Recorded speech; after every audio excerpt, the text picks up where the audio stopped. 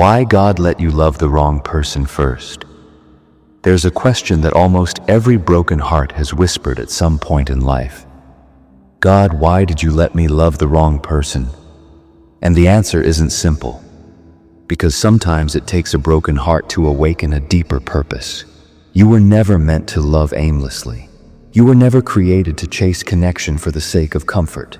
But God, in His mysterious, patient wisdom, sometimes allows your heart to attach to someone who was never meant to stay. Not to punish you, not to make you cynical about love, but to prepare you for something greater, because there are lessons that only pain can teach. There's a kind of revelation that only comes when your heart has been stretched, torn, and forced to heal. That pain, that ache, that silent wondering. Why did it happen this way? Isn't wasted. God never wastes a wound. There's something sacred about heartbreak when it leads you to purpose.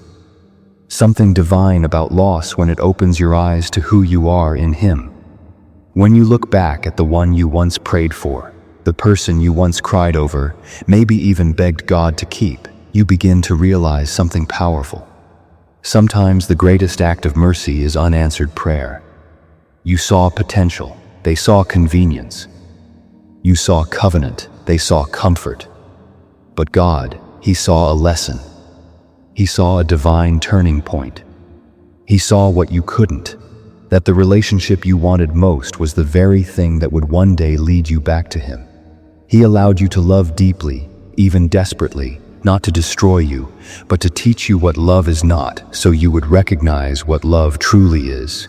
Deuteronomy 8:2 says, "The Lord led you through the wilderness to humble and test you, to know what was in your heart." That wilderness wasn't just a place, it was a person. It was a relationship. It was that season that stripped you down to your soul and revealed both your weakness and your longing. And in that wilderness, you found something you didn't expect.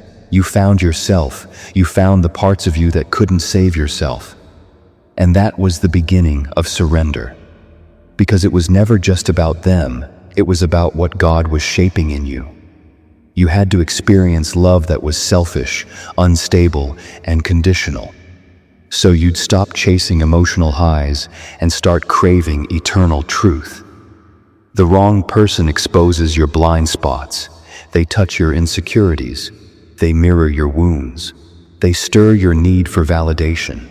They hold up a mirror not to your worth, but to your weakness, so that you can finally see what still needs healing. You learn that desperation for affection can mimic love. But it's not love, it's dependency. It's fear dressed as passion. And the enemy knows that. He knows how to use your loneliness as bait. That's why he often sends a distraction before God sends the real thing. A counterfeit connection can feel intense but leaves you anxious. It feels urgent but lacks peace. It feels like destiny but breeds confusion.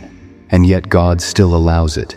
Not because He wants to see you hurt, but because He's awakening you. The heartbreak becomes holy ground. The tears become testimony. Romans 8:28 doesn't promise that all things will feel good, but that all things will work together for your good. The wrong person stripped away your illusions. They shattered your fantasy. They left you with questions, but those questions led you to God. You cried, "Lord, why would you let me love someone like that?" And heaven whispered back, "Because I needed you to see who you are without me. You loved them more than you trusted God. You made them your future, your hope, your emotional lifeline. And when they left, God remained." That was the lesson, that even when the most cherished person walks away, you are not abandoned. Isaiah 43:2 says, "When you pass through the waters, I will be with you." You didn't drown. You were delivered. You didn't lose. You learned. You didn't fall apart. You were rebuilt. You began to see your worth not through their eyes, but through the eyes of your Creator. God allowed you to love the wrong person first, so your soul would never again settle for imitation.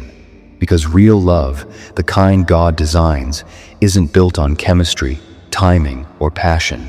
It's built on character, sacrifice, and truth. It's 1 Corinthians 13 kind of love, the kind that is patient, kind, selfless, humble, and forgiving. And you can't fake that. Not for long. When you've been through the wrong kind of love, you start to hunger for something deeper. You crave peace instead of chaos. You crave prayer instead of pressure. You crave partnership instead of performance. You begin to understand that the right love doesn't just attract you, it anchors you.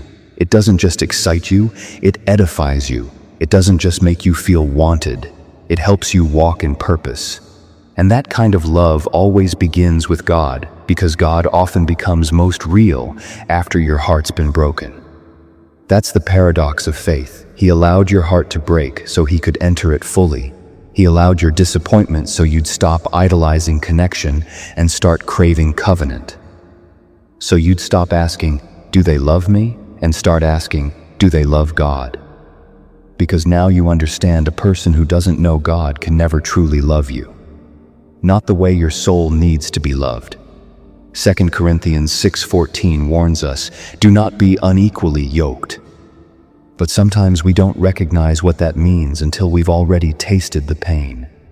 And even then, God in His mercy lets the wrong person leave, not to break you, but to bless you, so that your next relationship is built on wisdom, not wounds. So that you enter love healed, not hungry. Because a hungry heart settles, but a healed heart sees clearly. You loved the wrong person, but that love wasn't wasted. It revealed your capacity to give. It showed your hunger for depth. It exposed your desire for something eternal. And God will not waste a heart like that. He will use it, refine it, fill it until it mirrors His own. So the next time you ask, "Why did you let me love someone who couldn't stay?" remember this: sometimes God lets your heart break so it won't bow to anything less than Him.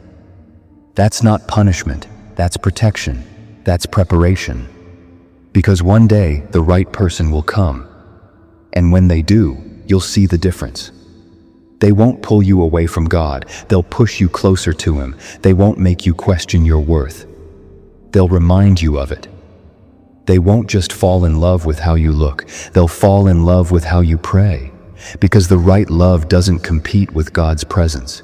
It confirms it, and when that love comes, you'll finally understand why God allowed your heart to be broken first. He wasn't trying to destroy you. He was trying to prepare you for a love that reflects His own. So don't curse the heartbreak. Don't despise the lesson. Because one day you'll look back and realize it wasn't rejection. It was redirection. It wasn't loss. It was love in disguise. It wasn't the end. It was the beginning of becoming whole. And that's when you'll finally see why God let you love the wrong person first. If this message spoke to you, take a moment to breathe and thank God. Not just for what He gave, but for what He took away. Because sometimes His no is the start of your healing. The wrong person didn't ruin your story, they redirected it. Every tear, every prayer, every unanswered moment has been leading you back to the one who never leaves. So as you heal, don't rush the next chapter. Let God write it. Let Him rebuild your heart with His hands, not your haste. Because when His timing arrives, it will make sense. Every heartbreak, every lesson, every delay. And when that love finally comes, you'll recognize it. Not because it feels perfect, but because it carries peace. If this touched your heart, share it with someone who's still healing. And remember, God's protection often looks like heartbreak before it looks like blessing.